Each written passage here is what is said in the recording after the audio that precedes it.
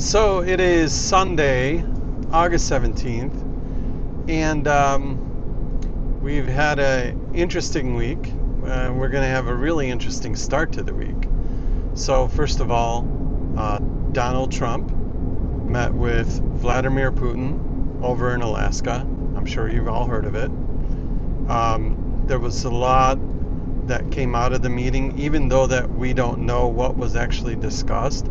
You can tell by the body language at the press conference that we're headed in the right direction. And now we have Vladimir Zelensky, as well as other high-ranking officials within NATO countries that are going to be visiting the White House to meet with President Donald Trump to discuss an end to this conflict, finally.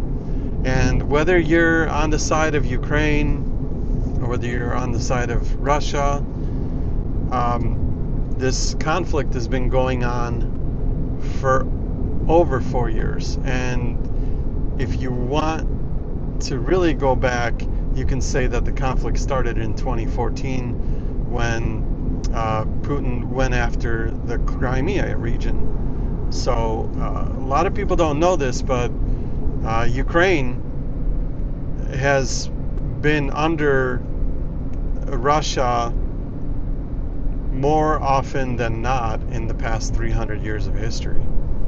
And what you have to understand is there is a military base that Putin has in Crimea, and by not having a certain section of land, he won't be able to get to that military base. So this has all to do with land.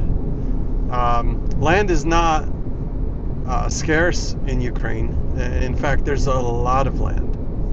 I'm not saying it was right for Putin to do what he did, but in the press conference he mentioned that this would have never happened had President Trump not been not involved in 2020. So pretty interesting stuff, kind of a bombshell type of